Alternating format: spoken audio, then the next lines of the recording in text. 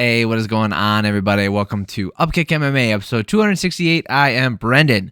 UFC Fight Night, Mackenzie Dern versus Angela Overkill Hill. All right, we are going to break down the main card here, the main event. We're going to break every fight on the main card down round by round. If you're looking for a specific fight breakdown, it's in the timestamps down below. We're going to talk about how the decisions went, how the rounds went. Before we get started, real quick, if you like this kind of stuff, you like fight breakdowns, you like podcasts about MMA, you like the UFC, PFL, ONE FC, all that good stuff, I cover that here. So subscribe to the channel so the next video is coming out, and I'd super appreciate it.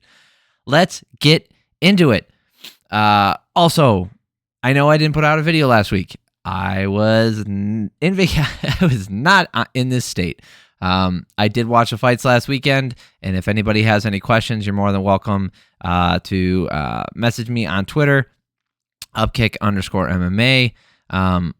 If you want to talk about last week's implications and that kind of stuff, I broke down all the fights. I still took notes, even though I wasn't going to record, and I knew I wasn't going to record. I just couldn't bring myself not to take notes. So let's get into Mackenzie Dern versus Angela Hill. Okay, one-sided, eh? One-sided. Yeah. Pretty much one-sided. So, overall, I think this card was not a slog to get through, but this main event was not fun. Not fun to watch, in my opinion. Okay. So, Dern was throwing hard. Hill was pressuring and staying in the clinch, but Dern kept throwing those hard combos in. She hip tossed Hill, but ends up getting reversed. I cannot believe the head and arm toss still works in female MMA. I figured there'd be enough people at this point who would be practicing the natural defense for that. You do not see it in men's MMA very often, and when you do, it usually does not lead to a advantageous position. We did see it once on this card. I know that, but it just does not happen the way it does in women's MMA. Dern dropped Hill with a right against the fence, and then she ended up staying on top for the rest of the round. Dern worked to mount, land some really nasty elbows. Dern had top position for a very long time in this first round. Over 3 minutes of control time. A lot of that was on top, in control, and she wasn't able to get the finish. Not exactly a glowing endorsement of her jiu-jitsu ability as far as finishing, but she looked really good. Dominant round. I gave her a 10-8. Second round here, a nice left hand landed from Hill. She landed a second one after that. Hill stayed on the back body lock while they were standing. Hill got in the clinch, landing in some knees. Hill landed a huge right hand when they separated. Hill did a really good job in this round. Knees in the clinch, controlling. I didn't feel that anything that Mackenzie Dern landed was so hard that it can overshadow the amount of control time that Angela Hill had in this round, which was 3 minutes and 30 seconds. Plus, she landed more shots. She did plenty of damage of her own. I gave this round to Hill. So I had it 19-18 in favor of Dern. Dern in the third round here, throwing knees. She fell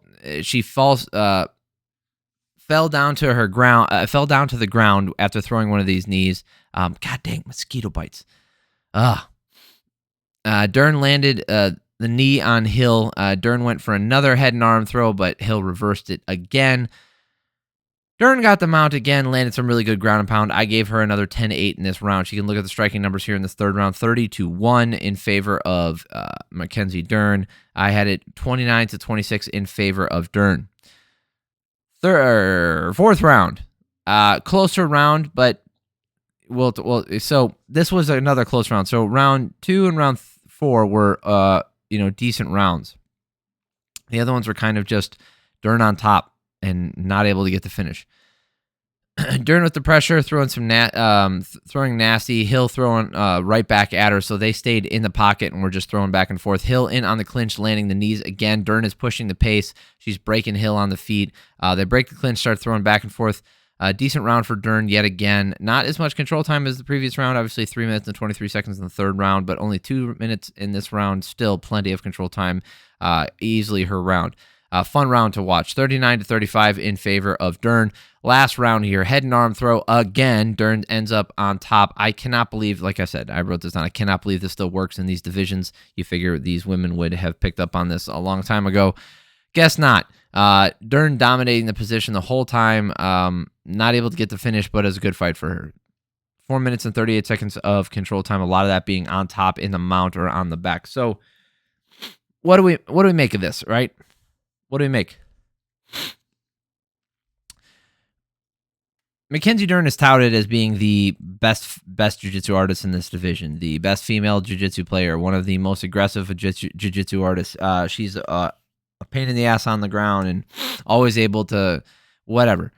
Listen, she had how many minutes of control time?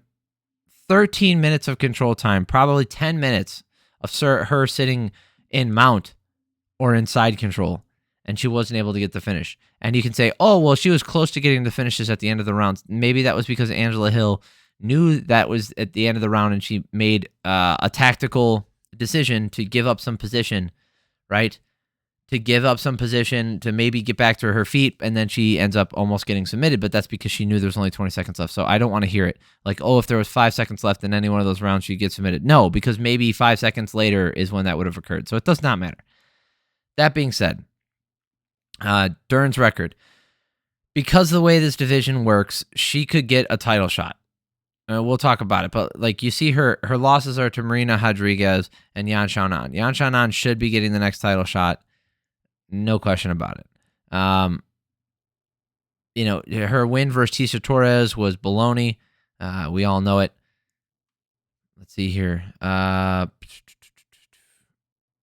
She missed weight in some of her earlier ones, so those don't count. But she's starting to figure it out. She does look a lot better. I felt like she looked better in this fight than she has in any of the previous ones, in my opinion. But not being able to get the finish when having over 10 minutes of control time, when you're on top of someone, being a jiu-jitsu specialist against somebody who is a striker, doesn't really give me the warm and fuzzies thinking about, ooh, how much fun that will be watching her go up and fight. If she puts on this performance, which is like an arguably one of the most dominant performances you can have, right? I had a 49-44. This final score. One judge actually had a 49-43.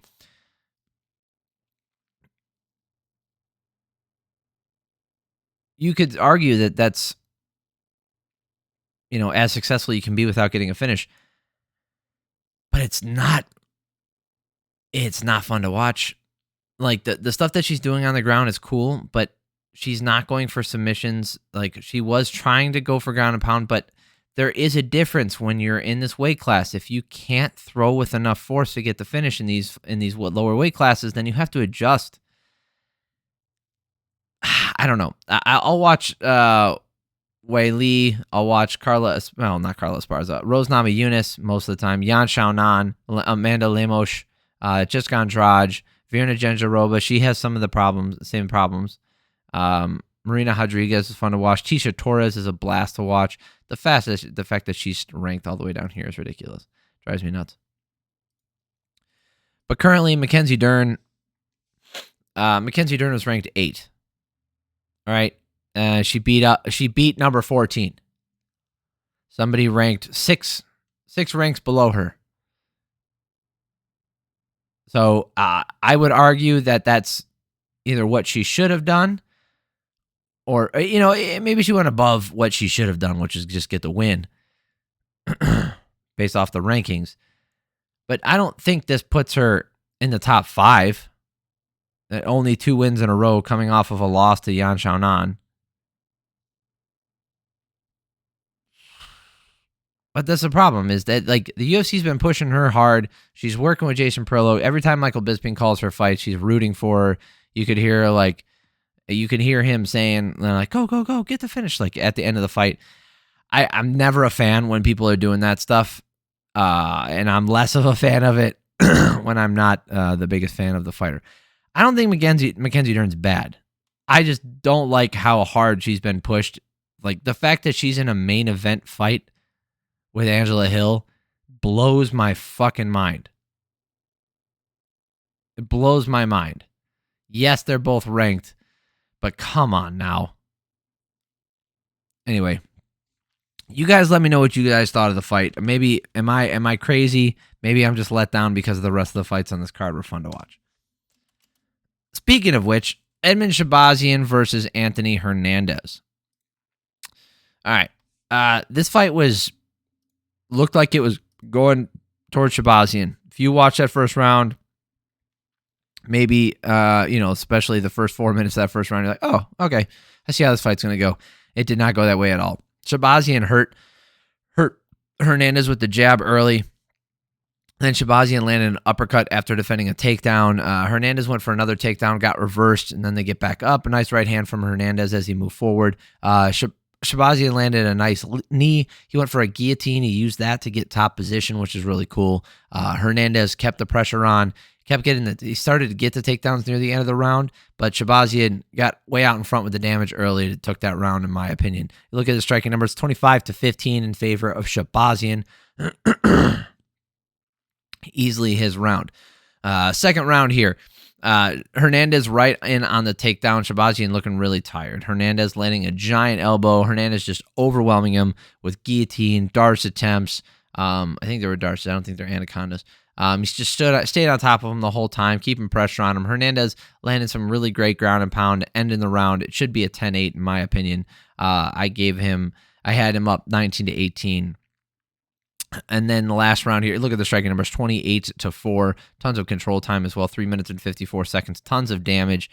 And then Hernandez gets the takedown right away, landing elbows and gets a TKO finish. See, that's if that happened in the main event, we could be talking about a totally different scenario here, like a fun fight to watch where it was a little bit breezy. When she was on top, she was doing enough damage. It's just, if it's physics or if it's her build and the amount of power she can generate, maybe she's just not willing to commit that much. I don't know what it is, but it was not the same as what we saw with Shahbazyan, right? Maybe it's because you need a willing opponent or an opponent who's, not willing to go the distance, right? Somebody who's going to give up. Shahbazyan said his rib got broke. There's a lot of factors. The thing is, like, we saw an almost identical performance from Hernandez, with attempting submissions, staying in control, staying on top, but he got the finish and he was always looking to cause, fight-ending damage, and it's just not what we saw from Dern. So she just needs to put a couple things together before, I want to watch her fight. Because right now I just don't. I'm never excited watching her fight. Emily Ducote versus Loopy Godinez. So this fight, had its moments. Oh, Mike Bell, look at you. Normally I disagree with him, but I did not. So Godinez landed the really hard jab, snapping the head back. Loopy was moving really well, landing whatever she wanted. Right, she looked really good, really clean on the feet. The only time Ducote was landing anything is when Godinez took a break. It looked like, hey, Godinez took this fight on short notice. She's stopping and pausing every so often after unloading a barrage of attacks. And in those moments, Ducote was able to land a couple of shots here and there.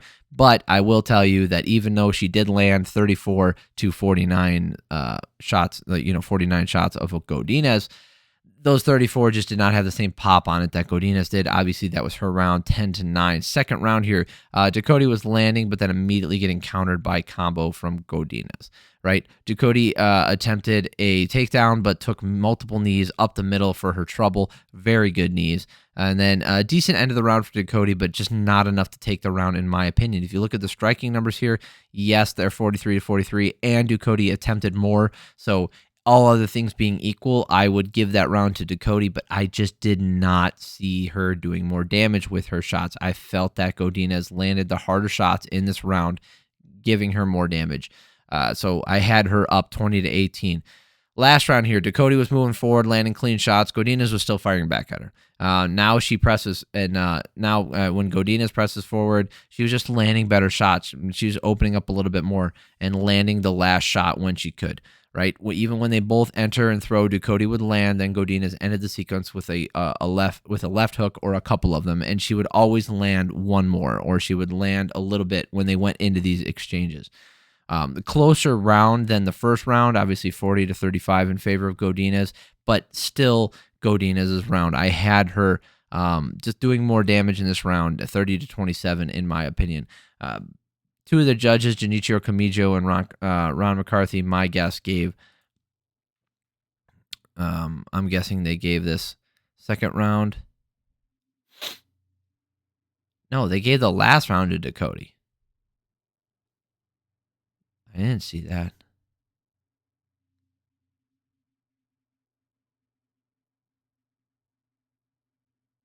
Oh, look at that. Oh, that last round was a 10-8. That's why. The 43. Wait, no. I'm sorry. I'm looking at the Angela Hill scorecard. 8, 8, 9, 8. Oh, that first round. Oh, whatever. Anyway, Loopy Godinez, I agree with Mike Bell, but I would have given, if I was going to give Ducote a round, I would have gave her the second round, not the last round. I don't think. Weird. Maybe the last round. I didn't score any round for her, so, and I don't think I'm that far off. Even if I'm off a round, I don't think I was. Anyway, some more fun fights, shall we? The other part of this card moves at a clip. Andre Fialho versus Joaquin Buckley. This fight was fun. Fialho was staying patient, staying outside. Buckley was rushing in, and then Fialho would slide out of range. Fialho landing the big right hand. Buckley with the takedown, then they get right back up. Buckley gets another takedown, but again, they get right back up. Fialho landing the biggest shots, but I didn't think he landed much because I felt Buckley landed more this round. If you look at the striking numbers here, it's only 10-8. I don't believe that. I think if you go back and look at the total striking in that first round, it's got to be different. There's no way Buckley only landed 10 and Fialho landed 8. That doesn't make sense to me based off of what I saw. I gave that first round to Buckley. 10-9. Second round, Fialho landing the right hand, backing Buckley up. Nice right hand from Buckley as he ducks under. He entered the same way every time. He would rush in, throw the right hand, duck under, and then throw the left and extend with it and try to catch him. Another big left hand from Buckley with that exact same sequence. And then a huge high left kick comes from him and drops him, and he follows up to end it. Beautiful finish for him. Excellent win. And Buckley back in the win column, but down a weight class in a place where I believe he should be. Right, 170 makes sense for him. He's got good size, good strength, excellent speed. His power obviously still carries down there. I don't think cardio is going to be an issue more than it was at 185. I don't think he's going to have the gas to go the distance when it comes to grappling, although we will see about that. Fialho, he's got 3 losses in a row, all by knockout, so we'll see how that goes. It's one of those things. It's not a glowing endorsement of Buckley knocking out a guy that everybody knocks out necessarily. So, strength of schedule things. We will see. But I'm excited. I like watching Buckley fight. I think he's exciting, and I'm glad he's down a weight class now. All right, first fight on the card: Diego Ferreira versus Michael Johnson. Boy, this fight was fun to watch. It was close. Until it wasn't. Until it wasn't close. Johnson was landing some really hard right hands. He was landing a ton of them in this first round. Diego was throwing out these head kicks, but they're too slow. He wasn't landing with them. Johnson landed that left hand hard again. He's using the 1-2 as a counter, and it is fast. Diego landing with the right hand of his own, but Johnson fires back and lands like 4 shots. Ferreira had some really good shots down the stretch, but Johnson had more damage overall. He landed bigger shots throughout this first round. 27-24 striking numbers here. I had it in favor of Johnson. 10-9. Second round here. Holy shit, a right hand puts Johnson to sleep, and Johnson he stiffened up and fell over. So Ferreira comes back, gets this win. He had 2 losses in a row. Mateusz Gamrot, which there's no shame in losing to Gamrot. The guy was insane, still is insane. He's got a loss to Dariush, but he's only lost to. Oh man, he's really good. He beat Jeremy Stevens, Ferreira, Saryukin, and Jalen Turner. Gamrot's really good, man. So losing to him's not a big deal. Gregor Gillespie just broke him, and Gregor Gillespie's it was nuts, man. That's one of my favorite fights to watch. Do yourself a favor. If you appreciate heart in a fight, if you appreciate somebody with just grit, determination, and just sheer will over anything, go watch the Diego Ferreira Gregor Gillespie fight. It's not the most interesting as far as punching. But if you just watch that and look at a guy where Gregor Gillespie, after that first round, couldn't walk because he was so tired. He was like staggering on his feet because he was exhausted. In the second round, he just kept the pressure on. And then eventually Ferreira just couldn't do it anymore. He couldn't get up anymore. And Gillespie did it. And obviously, Gillespie's had one loss in the UFC to Kevin Lee, that flash, that huge head kick. So in a fight that I think he was doing great in. Not great, but he was doing okay. But anyway, that's what I'm saying is like he's crazy good too. So a loss to him, and then a loss to Beneil Dariush, who should be fighting for a title but isn't because of fucking Makhachev's bullshit scheduling. It's Khabib 2.0 more ways than one. Am I right? Don't worry. I'm sure someone will argue that he's the GOAT after he defends his belt 3 times and then retires too. I'm sure someone will make that argument. It's just really freaking annoying. But Beneil Dariush is fighting for the title. So, dude, before that, he beat OAM, who just won the PFL $1 million last year. Jared Gordon, who's very good. Kyle Nelson, who's not bad. Rustam Khabilov, who's very good. Mairbek Taisimov, that's a whatever win. And then a good win over Anthony Pettis, right? So he put together 6 wins in a row, and then he runs into Beneil Dariush, right? Okay, and that's a split decision loss, so, some people might disagree with it, whatever. Then you got Gregor Gillespie, who only had 1 loss in the UFC, insanely good fighter, should have eventually probably fought for a title, but he retired. And then Mateusz Gamrot, who's, again, fantastic fighter, who's only lost to some of the best in the division. And now he knocks out Michael Johnson. So I don't think he's going to be in the rankings necessarily, but the guy should not be slept on. He's very good. I think he's still a top contender in this division. In 155, I think he can still hang with a lot of these people. I think there's look, he has a loss to Mateusz Gamrot, who's number 7. He has a loss to number 4, and then Gregor Gillespie, who arguably should have been in the rankings but never fought often enough to be ranked. So throwing him against another one of these guys in the top 15, I think there's some good matchups for him. I think there's some poison matchups for him, but he's very freaking good. And you know how to beat him, but it's going to be real difficult, and I don't know who's going to be able to do it. It's not. I do know who. I would have some. I have some ideas on who would beat him, but I think he's good enough to be a challenger in those divisions. So, or in that division. All right, that's it. If you're looking for the prelims, I'm going to put that on the next video. Thank you all for stopping by. It means a lot to me. It really does. Thank you for watching the videos. Thank you for spending time here. It means a lot. If you could subscribe to the channel, it helps me out. It lets you know when the next video is coming out, and I'd appreciate that. If you did like the video, click the like button. I'd appreciate that as well. And if this is the only video you watch this week, thank you. It means it really, I mean it. Thank you so much. I hope you guys have an amazing week. I love y'all.